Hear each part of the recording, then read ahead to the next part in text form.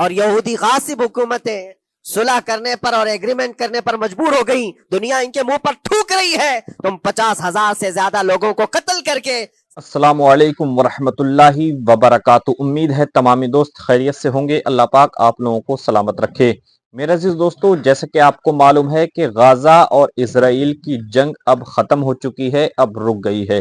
میرے عزیز دوستو، فلسطین کو، غزہ کو یہاں پر بہت بڑی کامیابی ملی ہے، ایک طریقے سے بہت بڑی جیت ملی ہے۔ میرے عزیز دوستو، اب اسی کو لے کر کے مفتی سلمان ادریس صاحب کا بھی بہت بڑا بیان آ گیا ہے۔ انہوں نے کیا کہا ہے، میں آپ کو ان کا پورا ویڈیو دکھاتا ہوں۔ اگر آپ ہمارے چینل پر نئے ہیں تو چینل کو سبسکرائب کر دیں اور اس ویڈیو کو آخر تک ضرور دیکھیں۔ آئیے دیکھتے ہیں پہلے یہ ویڈیو۔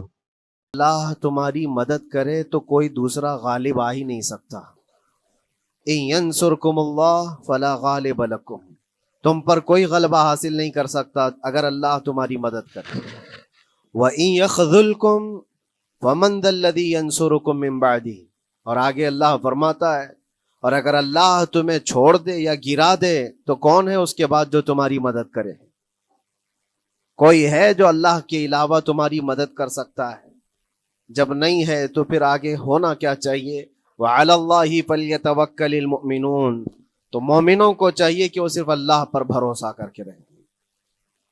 فتح، نصرت، مدد، یہ سب جو چیزیں ہیں بہت سارے لوگوں کے ذہن و دماغ میں ایسے ہے کہ فوراً آ جانا چاہیے۔ کوئی بھی فتح ہو، کوئی بھی مدد ہو، بغیر تمہارے اسٹرگل کیے ہوئے، بغیر مصیبت اٹھائے ہوئے نہیں ملے گی۔ اگر فتح و نصرت یوں ہی آپ کو روزانہ ملنے لگ جائے تو کیا رسول پاک صلی اللہ تعالی علیہ وسلم مدینہ طیبہ میں بیٹھ کر دعا کرتے تو ساری چیزیں فتح یاب نہیں ہو جاتی؟ آپ صلی اللہ تعالی علیہ وسلم کو بدر میں جانے کی ضرورت کیا پیش آتی؟ احد میں اپنے 70 جوان صحابہ کی شہادت پیش کرنے کی ضرورت کیا پیش آتی؟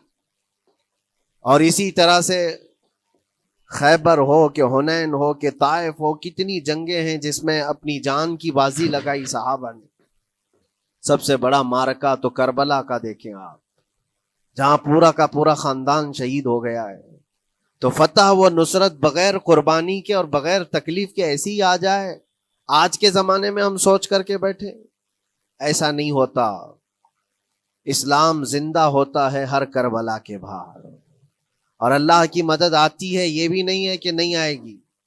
کچھ لوگ مایوس ہوتے ہیں، کچھ لوگ نروس ہو جاتے ہیں اور بھاگنے پر مجبور ہوتے ہیں۔ یہ امتحانات کی گھڑی ہوتی ہے۔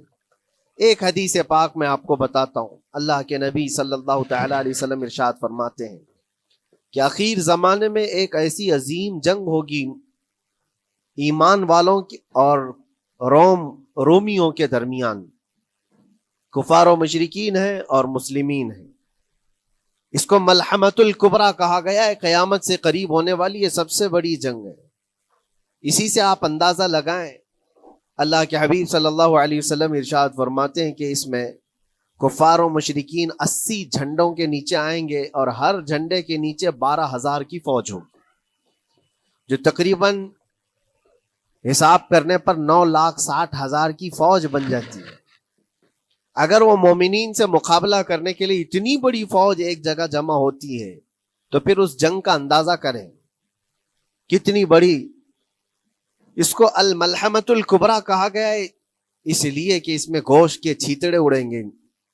ملحمہ جو کہا گیا ہے عربی میں کہ گوشت کے ٹکڑے ٹکڑے دیکھے جائیں گے، اس قدر اس میں جانیں جائیں گی۔ اس جنگ کے متعلق جو اللہ کے حبیب صلی اللہ علیہ وسلم نے پیشین گوئی کی ہے، جو پہلے سے خبر دی ہے، وہ کیا ہے؟ فرمایا کہ پہلا دن جب ہوگا مقابلہ کا تو اس میں مسلمانوں کی جماعت میں تعداد کتنی ہوگی یہ تو نہیں بتایا گیا۔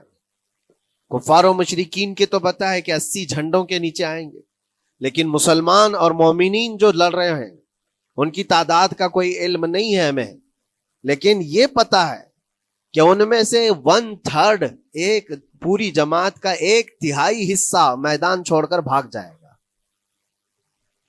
جنگ میں سے وہ میدان چھوڑ کر بھاگ جائیں گے جب اتنی شدت کی چیز ہو رہی ہو، مصیبت آ گئی ہے، تکلیف آ گئی ہے، 1/3 میدان چھوڑ کر بھاگ جائیں گے۔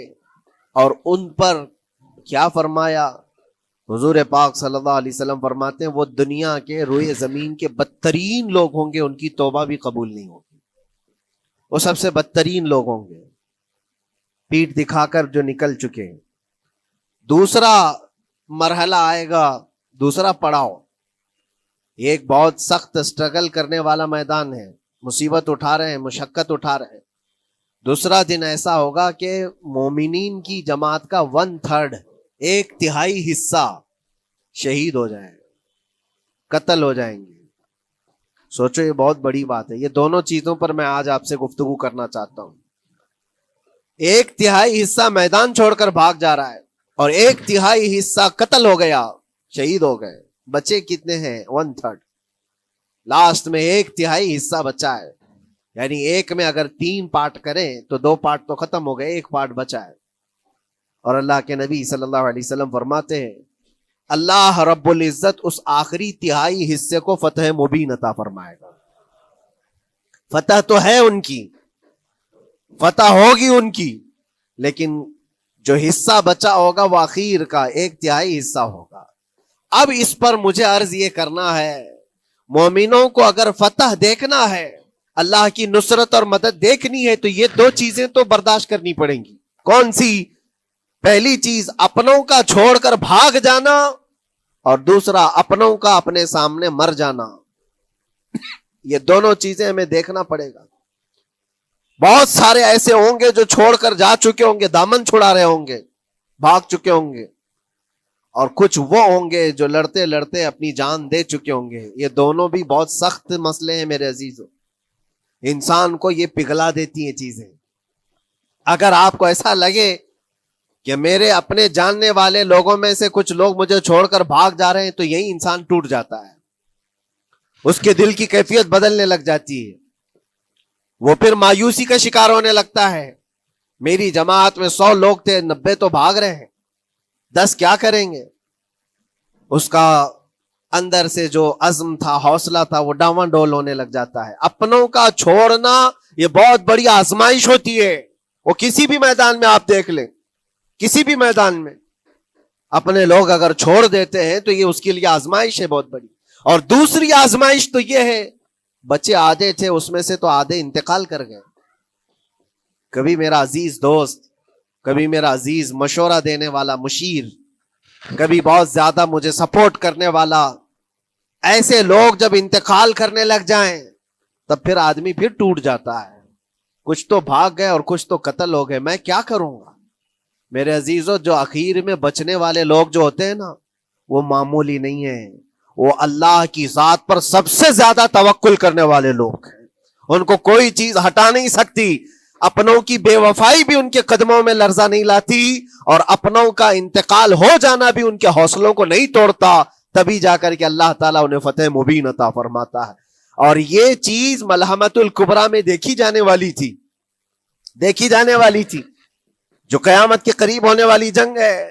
لیکن میرے عزیزوں، آج ہم نے اپنی آنکھوں سے یہ مشاہدہ کیا ہے، غزہ کی سرزمین پر، فلسطین میں 15 مہینے کے بعد آج صہیونی حکومتیں اور یہودی غاصب حکومتیں صلح کرنے پر اور ایگریمنٹ کرنے پر مجبور ہو گئیں۔ دنیا ان کے منہ پر تھوک رہی ہے، تم 50,000 سے زیادہ لوگوں کو قتل کر کے صرف 200 لوگوں کو چھڑانے کے لیے آج بھی فتح کا جشن منا نہیں پا رہے ہو، بلکہ پھر جھک کر کے ان کے ساتھ معاہدہ ایگریمنٹ کرنے پر مجبور ہو۔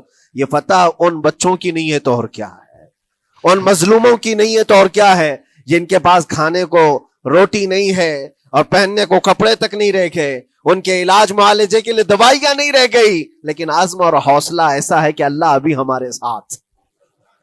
میرے عزیزوں، ان کے توکل اور ان کے عزم کے متعلق یہ صرف اور صرف اخبار کی باتیں نہیں ہیں، سوشل میڈیا کی باتیں نہیں ہیں۔ مخبر صادق رسول کریم صلی اللہ علیہ وسلم نے 1400 سال پہلے ہی بشارت دی تھی۔ اللہ کے نبی صلی اللہ علیہ وسلم فرماتے ہیں کہ دمشق کے ابواب یا پھر بیت المقدس کے آس پاس رہنے والوں میں ایک جماعت ہمیشہ قیامت تک ایسی رہے گی جو حق کے لیے لڑتی رہے گی۔ حضور پاک صلی اللہ علیہ وسلم فرماتے ہیں حق کے لیے وہ لڑتی رہے گی، قیامت تک ایک جماعت ہوگی۔ اور ان کی فضیلت میں میرے آقا فرماتے ہیں کہ ان لا یضرہم خذلان من خذلہم، ان کو دھوکہ دینے والوں کا دھوکہ ان پر کچھ اثر نہیں کرے گا، یا پھر ان کو چھوڑ دینے والے یا ان کی بات نہیں کرنے والے، یہ سب چیزیں ان کو کچھ بھی ضرر نہیں پہنچائیں گی۔ میں اس سے دوستان محترم، جیسا کہ آپ نے یہ پورا بیان سن لیا، میرے عزیز دوستو، غزہ کے اور فلسطین کے اندر اب جنگ رک گئی ہے اور مسلمانوں کو ایک طریقے سے وہاں پر فتح نصیب ہوئی ہے۔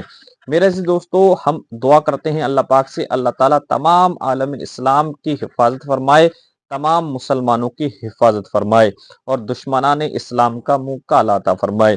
میرے عزیز دوستو، ملتے ہیں انشاءاللہ آنے والے اپڈیٹ کے ساتھ۔ السلام علیکم ورحمۃ اللہ وبرکاتہ۔